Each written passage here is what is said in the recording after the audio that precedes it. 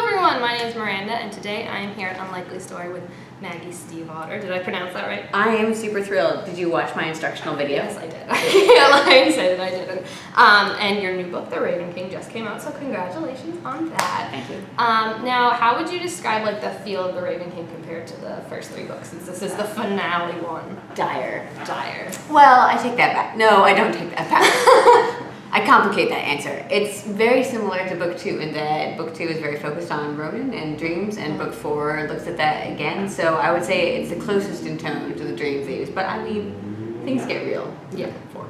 People are dying. People haven't died through all of them, but more people die in book 4. More people die in this one. What was the hardest part about writing it, since it was the last one? Okay, the worst part is that I've been working on this since I was 19. Oh my gosh. And I always knew where this big plot arc was going to go. Mm-hmm. And so the difference now is that I've been writing it for an audience, so everyone has a specific idea of where it is going to go. Mm-hmm. And I knew I had to continue staying that path, even as I shouted, "We hope it ends this way," which is not the way that it's doing, and hoping that they are happy with how it actually is going to end up. And they seem to be happy. I think people are very ecstatic. It's very satisfying. I've seen a lot of book hangovers where the people just lying on the floor comatose. And yeah, a lot of people thought Adam would be a treat. So you had how many years of people? Many people. Spoiler: Adam is not. I said this beforehand, and no, you've said it many times. I would say to the fandom, I'm like, okay, here I am. This is my mouth saying Adam Parrish is not going to be a treat. And they're like, okay, but that sounds fake. That sounds like you're trying to throw. It's my face. They're like, that sounds like someone who would turn Adam into a treat. Yeah, I mean, you've said from the beginning Gansey was going to die and Adam was not going to be a treat. I feel that, and I keep my promises. One question, not spoiling Raven King, don't worry about that. Henry has a lot bigger part in the Raven King. Yes. How long did you plan that to be? Because it was kind of like this core Raven boys in blue, and then Henry kind of swoops in all of a sudden and is like, hello. So how long had that been in the works for? He was actually supposed to be in book 2. Oh, cool. As was Jesse Ditley. Jesse, I love Jesse. Many of the plot elements in book 3 were supposed to be in book 2, and when I started writing it, I realized I wanted to focus more tightly on Ronan. And so to do that, everything had to get pushed out. They couldn't go away, and so everything started getting pushed into Blue Lily. So you can see Henry started to get introduced in book 3, but there wasn't really room for him thematically there either. Yeah. And I really needed him to support Gansey's thematic character arc. Right. And so he goes into book 4. So I'm sorry, there he appears magically. Woohoo! But he is in book 3, promising. And he was supposed to be ended, so. Yes. Well, and also my editor said, so what is Henry doing here in book 3?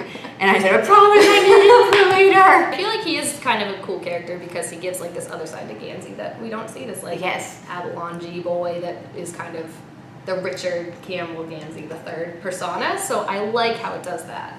Well, the entire series is about friendships, and I'm thinking about friendships and what's good about them and what's bad about them and how to keep them healthy. And one of the things that can make your friendships really work is finding other friendships. So it releases the stress on friendships that cannot provide what it is that you need. And this new person is more than willing to. And so Henry gives Gansey things that his previous friends can do, and he doesn't have to replace his other friends, but he literally could not move forward just with what he had around him. And so that's part of Henry's huge role. So Henry is important, guys. I feel like a lot of people are like, who's Henry? And I'm like, I'm sure he has a flaw and point to this. So, going off with the friendship things, I think what really interested me was Ronan and Adam and Blue and Gansey are so on paper they're different from each other, but at the same time they bring out the best in each other. So how did that come about in this sort of opposites on paper attract and are actually the best for us? Do you want the writer answer, or do you want the Maggie Stiefvater as human answer? Because they're two different answers. Whichever one. Because the writer answer is that it makes for better fiction, for starters. Mm-hmm. If you look at a sitcom like Friends, the reason why it exists for so long is because they're all different, and so you can constantly move them into different combinations and different scenarios, and instant plot happens because you can say, character A, character B, put them in a coffee shop, go! And so it's the same thing that makes fan fiction really easy to write as well, because they're always butting up against each other. Mm-hmm. So that's the writer answer. The me answer is that it doesn't matter if they're different on paper with their details, as long as they have similar principles for what they want out of life, and they all want something more, and they all have that vast curiosity and striving, and that same respect for new and old and magic, that sense of wonder. And so that is actually a huge commonality. Means that look different because some of them are into cars, some of them are into putting weird repurposed canvas on their walls, but they're the same in reasons that matter. One of the big things too is this myth, this curse that Blue has on her, that Gansey, or her true love, is going to die if she kisses him. So normally with first kisses, they'll they wake you up or they save you. So where did it start thinking you were going to turn that on its head? Man, when did this first become an issue? It's really dug in deep with the Sleeping King legend because I really wanted to play with the tropes associated with that. And so the idea, like you said, of Sleeping Beauty and do you have a true love and can you wake up a hero who will save everything? And so the truth is, what is true when the opposite is true in all of these? Your first kiss is deadly.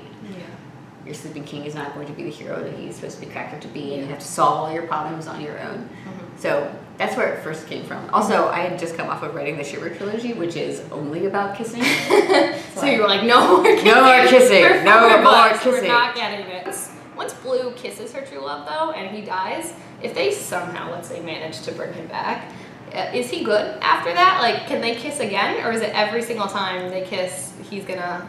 I always tell readers that if they come through my signing line and they ask me for spoilers, that I'll just mostly blink at them. But I'm not gonna if they ask for expectation or explanations of the magic or deeper meta on any of the characters, I'm just gonna blink at them and stare at them. But this is one answer that people keep on coming through and asking me, and I love to be like, no. Who knows? And then they scream, and I say, weren't you happier before you asked me? So no. So I'm perfectly still happy. So I know, like you've said before too, that you don't confirm things out of canon. You do that blinkish thing. So is there any chance of you picturing them down the line a few years from now, what they're like, or are they just maybe when I'm 50, I'll write a standalone companion. We will get in our time machines right now for that and get on that because that's amazing. Also, I said the questions weren't gonna be hard, but I do have a quick game for you. Okay. Okay, so because you're so awesome and so amazing, I'm just gonna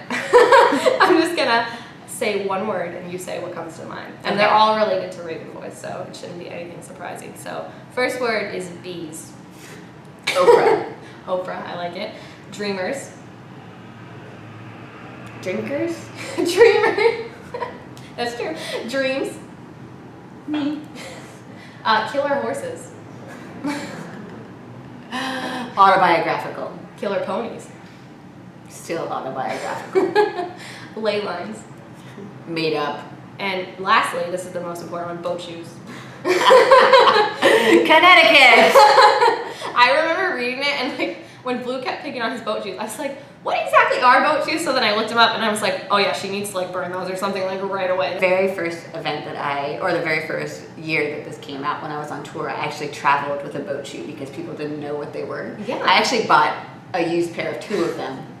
And I gave one away to a fan at the first event. And so somewhere one of you guys may have a boat shoe that's pretty cool. Yeah. Was a lot of the, because I love Gansey and Blue's reactions, how he just, unintentionally offends her in, the worst possible way. Was that, just, how did you come up with those? Because, insinuating she's a prostitute accidentally, wearing boat shoes, he's very into teal polos. I just feel like I loved every aspect of it. I feel like that's the curse of privilege, though. I know so many people who are genuinely kind and do not mean to hurt people, and in fact are the opposite. They want to help, but they have no idea what idiots they're making of themselves, myself included. I mean, we've all been in those places.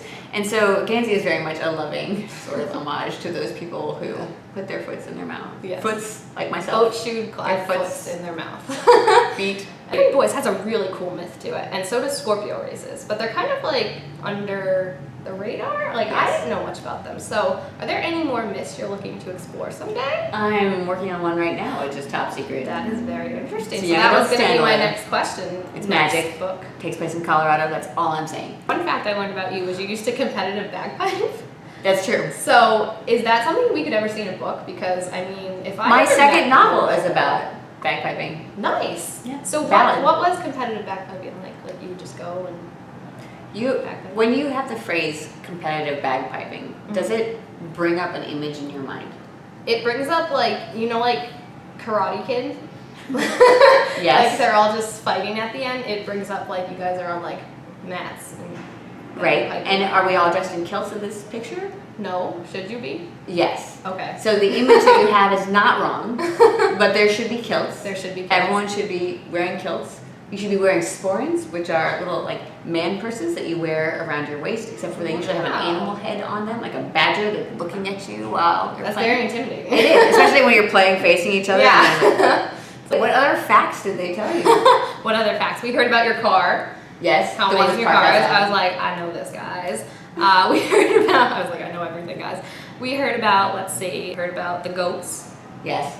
Goats. We heard about John Green, race car driving, John Green, working some magic He and is. causing his car to Do go you on fire. know he's driving a race car now? Really? Chevrolet has hired him to be an Indy pace car driver. Do they have like an insurance thing since his car got on fire last time? I feel like I've it gotten would be tweeted so much people go, liability. "Hey, Stiefvater, did you know about this?" As if I have somehow become the patron saint to keep him from setting himself on fire. Ask this question, since you have done phenomenal so far. For people who haven't read The Raven Boys, which we haven't spoiled, I think, thankfully, what's like one tagline you I would feel like come we up for the spoiled books? so many things. We spoiled Yeah. 1,000 things. Don't worry. No, don't worry. No, about it. no, a tagline for the books? Yes. Do you know what Real Housewives?